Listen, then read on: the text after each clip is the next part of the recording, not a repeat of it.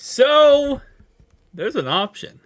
An option from the defensive line position. I will say again, this offseason has been a W offseason. We have done a lot of good things.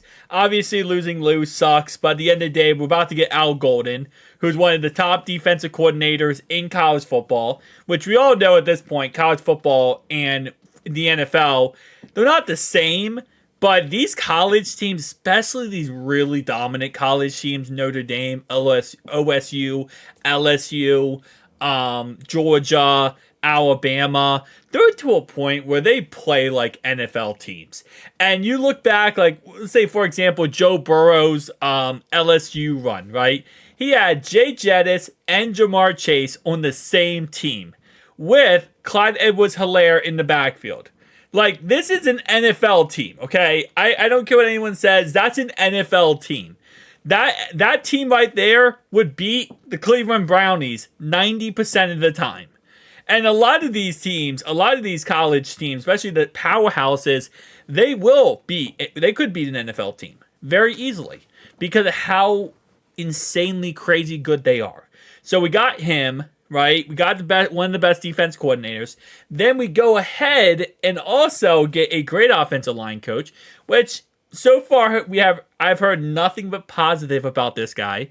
Very excited to see. Last year, or I guess not last year, but this year for the Patriots, he was the Patriots offensive line coach. Even though he ranked 32nd, which obviously he had no talent, he had nothing to work with. His front office did not help him out at all. Even with all those negative things about his situation, after they put in Drake May, because at first they had Jacoby Brissett in, and then they put in Drake May. When they put in Drake May, they were fifth in the best offensive line performance for explosive plays. So they were ranked fifth for the most explosive plays at the offensive line position, which is kind of crazy. I think it's the running, though. Not passing explosive, just running explosive plays. Like with the running back. Lordy, cannot speak. Anyway, so that was kind of cool. I thought that was a fun tidbit, and they had literally nothing to work with. But yet we have a better offensive line than the Patriots did. Somehow that is a true statement. I'm excited to see what he does. I'm holding out hope. I'm, just 100%. I'm back.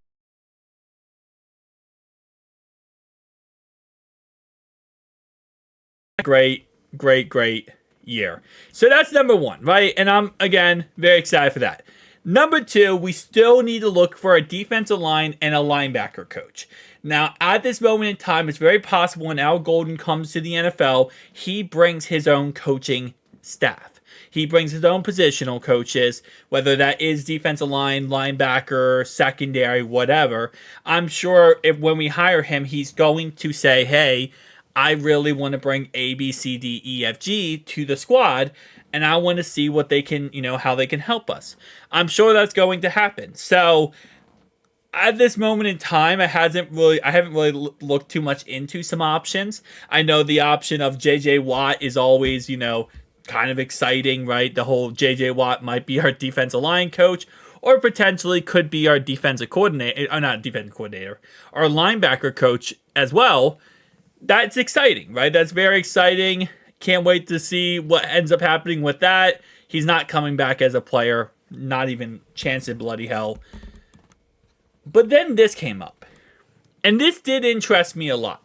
So the Steelers defensive line coach, Carl Dunbar, is set to become a free agent when his current deal runs through 2024 season is up. Now, of course, Dunbar is not only coaches defensive linemen like Cam Haywood, but he also works with TJ Watt. Now, obviously, there's this whole thing this offseason where the Steelers are going to trade TJ Watt away, and, he's going to go somewhere else. You never know. It's very possible. It could happen. We'll wait and see on that one.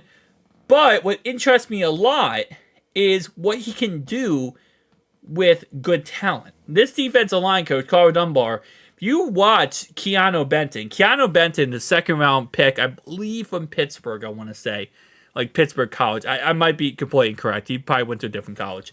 But he's actually really, really good. And obviously, yes, he's also was a really good player in college. I'm the defensive line coach didn't 100% make him the best player possible, but he definitely helped develop him. And when I see stuff like that, I'm thinking to myself, Myles Murphy, right?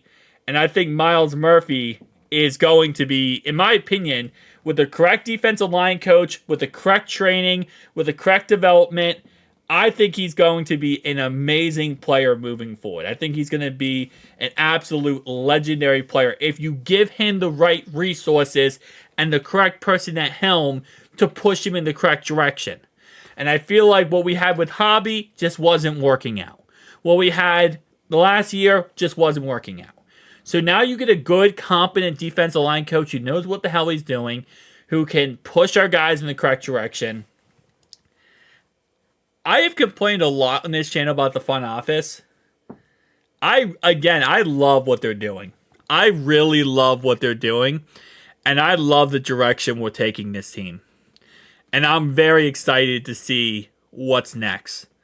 Like, I'm just like I'm on the edge of my seat right now for what is next. What's the next situation we're going to see? And I actually have a lot of faith. I have a lot of faith, especially with everything that has happened so far. We're going to be a special team next year. We 100% will. Guys, it is Who Day every day. Who Day. Peace out.